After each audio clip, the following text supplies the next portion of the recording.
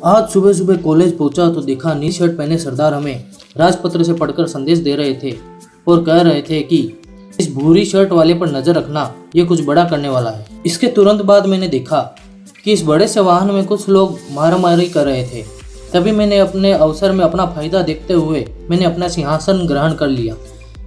इसके बाद सरदार सैनिकों की गिनती लगा रहे थे और इसके उपरांत सरदार के आदेश पर हमने अपने राजमहल को अलविदा कहा और चलते चलते कुछ नारी शक्तियों ने हमारे खाने की व्यवस्था की हुई थी। जब बाहर के नज़ारों का लुत्फ उठाकर मैंने अंदर की तरफ देखा तो देखा कि एक सरदार जी ड्राइवर को पथ दिखला रहे थे। वाहन में धीरे धीरे संगीत की धुन सुनाई दे रही थी। संगीत की धुन पर बाहर के नंगे पर्वत नाच रहे थे। तभी मैंने देखा कि पीछे की तरफ कुछ सैनिक गुट बनाकर अपनी अपनी रणनीति बना रहे थे। सफारी पर जाने से पहले हमें शक्ति की बहुत ज़रूरत थी, तो हमने एक मंदिर में दर्शन करने का निर्णय लिया। मंदिर के प्रांगण में अपने कदम को रखते ही मुझे अजीब सी शक्तियाँ प्राप्त होने लगी और यहाँ पर सब अपने अपने हिस्से की शक्तियाँ मांग रहे थे। तो देवी ने कहा कि बाद में आना। तभी बहुत कुछ सैनिक नाराज होकर वापस जाने लगे। फिर भी कुछ नकटे लोग मान नहीं रहे थे और देवी से अद्भुत शक्तियों की डिमांड करने लगे थे। फिर दृश्य को निहारते हुए मैंने देखा कि पहाड़ के बीच में बने एक सीक्रेट गोदाम से ट्रक अवैध शक्तियों को सप्लाई करने में लगा हुआ था। कुछ सैनिकों का पेट भारी हो गया था। इसके तुरंत बाद सरदार को हमारी भूख का अंदेशा हो गया था और हमें जलपान कराया गया।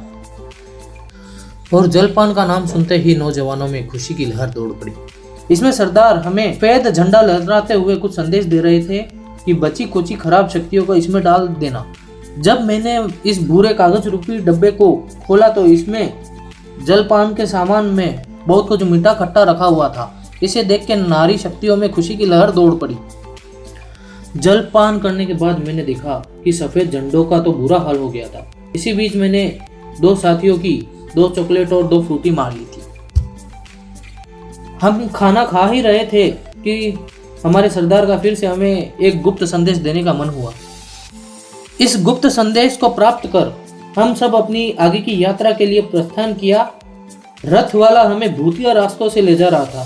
फिर हम जवाई नामक स्थान पर एंटर हो चुके थे और हमने देखा कि एक ट्रेन पानी को चोरी करके ले जा रही थी। ये नीची नीची इमारतों वाला शहर गुड़गांव नहीं, बिशलपुर है। बिशलपुर की धरती पर कदम रखते ही हमें धूप सताने लगी थी। प्यास के मारे लोग तड़प रहे थे। कंटीले और पथरीले रास्तों पर चलते चलते हमारे जूतों में छाले पड़ गए थे। इस टूर में हमारे साथ ध्रुव राठी भी थे। चलते चलते हमारी एक कतार बन गई थी और हमारे सामने हमारा लक्ष्य था। 200 किलोमीटर चलने के बाद हमने 5000 सीढ़ियों को पार कर अपना लक्ष्य हासिल किया और सारी शक्तियाँ खो दी। अब कुछ नहीं बचा था। कुछ साथी घबरा गए थे और माँ आशापुरी के पास आकर फिर से शक्तियों की डिमांड करने लगे थे। मेरी जब डिमांड पूरी नहीं हुई तो मैं बाहर की ओर चल दिया और मैंने देखा सब अपने विश्राम में लगे थे और मैं नज़ारों में खो गया था। इस जगह की अद्भुत खूबसूरती को देखकर मुझे कच्चा रास्ता याद आने लगा। हम सभी को कमरे अलॉट होने थे, लेकिन हमें पूरा हॉल मिला जिसमें लोगों ने गद्दों पर बस्ता डालकर कब्जे का प्रमाण बताया और ये वाला काला वाला बैग तो मेरा ही है। सरदार का संदेश आया कि भोजन कर लो, फिर आगे बढ़ना है। इस मंदिर में सात्विक भोजन करके ये सभी डाकू साधु संत बन गए थे। सभी ने स्नेह प्रेम से भोजन परोसा। इसमें दाल बाटी, गट्टे की सब्जी और वगैरह वगैरह था। इस मंदिर का निर्माण कार्य जारी है। यहाँ 2 शिकार पैंथर को पकड़ने का जाल लगाते हुए जवाई सफारी के लिए विशेष वाहन हमारा इंतजार करते हुए। पैंथरों का आतंक इतना बढ़ गया था कि मुझे स्पेशल तौर पर बुलाया गया था और इसी बीच मैंने ड्राइवर से लड़ाई कर ली और बोला कि आज गाड़ी तेरा भाई चलाएगा। वहां से एक मनुष्य भावुकता में इंकलाब जिंदाबाद के नारे लगा रहा था। हमारे रथों को अभी आगे बढ़ने का आदेश नहीं मिला था। ध्रुव राठी हर जगह अपनी नजर बनाए हुए थे। आदेश मिलते ही हमारे रथ जीप की रफ्तार से आगे बढ़ने लगे। हमारी पूरी टोली गांव के बीच से होते हुए जंगल की ओर बढ़ रही थी और इससे जंगल वाले खौफ में आ गए थे। मैंने देखा कि कुछ लोग साइड में पहले से हमारा इंतजार कर रहे हैं। सारी जीपों ने मिलकर एक गाड़ी वाले को धर दबोचा। और उसने डर के मारे अपने कुकुर मुत्ते को बुला लिया। फिर से वही बदमाश लोग हमारा पीछा करने लगे। तभी हमने भी अपने सारथी को कहा कि अब तुम्हारी बारी, अब तुम पीछा करके उन पर पलटवार करो। लेकिन तभी हमें समझाने गांधी जी प्रकट हो गए और बोलने ही वाले थे कि बेटा अहिंसा का पालन करो। हम उन्हें इग्नोर करते हुए आगे बढ़ गए। 52 डिग्री तापमान में आगे बढ़ते हुए धूल भरी आंधियों ने हमारा रास्ता रोकने में नाकाम रही, पर हमें अंधा जरूर कर दिया। आंधी की हार का बदला अब हमसे तूफान लेना चाहता था। वह धीरे धीरे अपने रूप में आ रहा था। तभी ड्राइवर ने तूफान के ऊपर से गाड़ी की छलांग मारकर पहाड़ी पर ले गया। तभी इस पहाड़ी पर से हमें जवाई डैम के दर्शन प्राप्त हुए। इन वादियों की खूबसूरती ने मेरा मन मोह लिया था। मैं जाना नहीं चाहता था। फिर एक प्यादे ने आकर कहा, यहाँ पेंथर का आना जाना वर्जित नहीं है। तब मैं समझा और भैंसे को पेंथर से लड़ने के लिए रवाना कर दिया। फिर हम सब प्यास के मारे पहाड़ी दर पहाड़ी पानी की खोज में भटके, लेकिन हमें रेत के अलावा कुछ हाथ न लगा। बिना रोड के हमारा हवाई जहाज उड़ता जा रहा था। हमने 3 इंसानों को पेंथर के इलाके में जिंदा देख दंग रह गए। सामने से रेंगता हुआ एक वाहन हमारी ओर आ रहा था और बोला कि आगे कुछ नहीं है। जैसे ही हमें कुछ नहीं दिखा, हमने खाली पड़े प्लॉट पर कब्जा करने की सोची। हमें प्लॉट की लंबाई नाप ही रहे थे कि ड्राइवर को याद आया कि यह तो नाप लिया है। 2 बड़े बड़े पहाड़ों के बीच में से ड्राइवर हमें बिना टोल दिए ले जाया जा रहा था। कुछ गैंग ने पहाड़ी पर कब्जा कर लिया था। उस पहाड़ी को गैंग से मुक्त कराने के लिए हम भी चढ़ गए थे। ड्राइवर ने अपना टैलेंट दिखाते हुए कहा कि या तो ऊपर पहुंच जाओगे या ऊपर पहुंच जाओगे। तुरंत मैंने 7 मालाओं का ऑर्डर कर दिया था। ऐसा अद्भुत दृश्य देखते ही मैंने जैसे ही पहाड़ी पर अपना पहला कदम रखा, तुरंत दूसरा भी रखना पड़ा। यहाँ सभी लोग खनिज और लवण की तलाश कर रहे थे। हमें फिर अपना मोटो याद आया और पेंथर की तलाश में निकल पड़े। लेकिन किसी ने उन्हें शायद व्हाट्सएप कर दिया था कि अपनी गुफा से बाहर न निकलना, इंसान तुम्हारी खोज कर रहे हैं। 700 किलोमीटर की तलाश करने के पश्चात हमें पता चला कि तेंदुए ने तो गधे का रूप धारण किया हुआ है और भेड़ों के साथ घास खा रहा है। मेरे पास बैठी एक मित्र महिला ने अपनी इच्छा जाहिर की कि उसे भेड़ का सेवन करना है और फूड साइकिल का अस्तित्व बनाए रखना है। लंबी मंगलमय यात्रा करते हुए हम पेंथर के रण क्षेत्र में आ गए। आज तेंदुए का शिकार करने का मन नहीं था। कह रहा था कि आज मेरा वीकेंड है और मैं मनुष्य देखूंगा। मनुष्य जाति को मजे से देखते हुए मजे से बैठा यह नर तेंदुआ अपने करियर की अपॉर्चुनिटी को तलाश रहा था।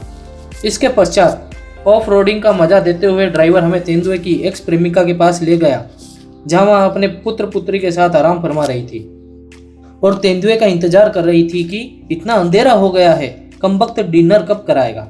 उनके डिनर का टाइम होते देख हम सब वहां से रफू चक्कर हो गए और अपने सुहावने रास्तों से अपनी मंजिल की ओर बढ़ गए। आप में से किसी ने इतनी रेत राजस्थान में नहीं देखी होगी।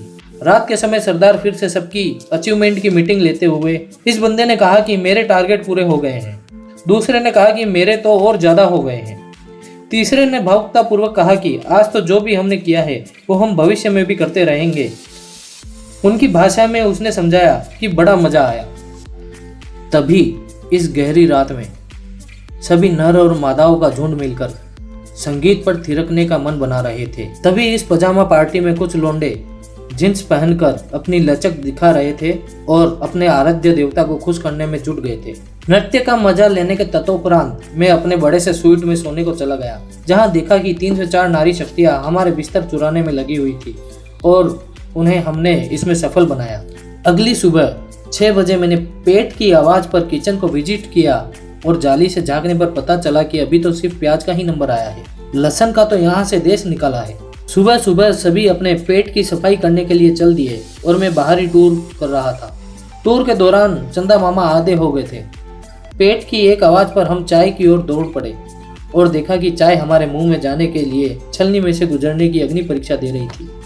चाय की प्यास बुझाने के बाद हमने 4 मीनार को झूम करके देखा तो कबूतरों को राजमहल निकला, जिसमें एक भी मुख्य द्वार नहीं था, सभी चोर दरवाजे थे। यहाँ 3 ऊंचे ऊंचे अलग से शक्तियों की पीठ थी। यहाँ इस गांव के एक परिवार का प्राइवेट पूल था, जो कि बहुत बड़ा गरीब परिवार था।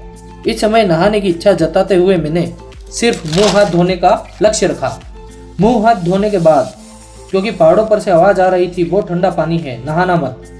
सुबह फिर से हमें शक्तिवर्धक नाश्ता प्रदान किया गया, जिसका तुरंत निपटारा करके हम उठे और गुट के साथ गांव के विजिट पर निकले।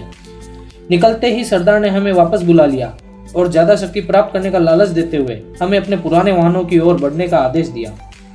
आदेश की पालना करते हुए हमें 11 नंबर की गाड़ी से पथरीले रास्तों पर ऑफ रोडिंग करने का सौभाग्य प्राप्त हुआ।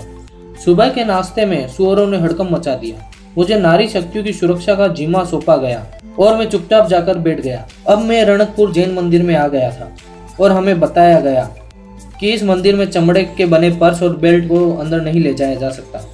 तो मैंने दोनों निकालकर बैग में रख दिए और तीसरा अपने आप निकल रहा था, जिसे मैंने अपने हाथों से पकड़ कर ले गया। वो थी मेरी पैंट। बिना बेल्ट के मुझे बहुत घुटन महसूस हो रही थी। मंदिर के मुख्य द्वार में घुसते ही फोटोकॉपी का विचार आया और मोबाइल निकाल लिए गए। अतरंगी पोज देने के बाद वहां के दरबार ने हमारे यंत्र को जब्त कर लिया और लॉकर में रख दिया और दर्शन करने के बाद दिए जाने का वचन दिया।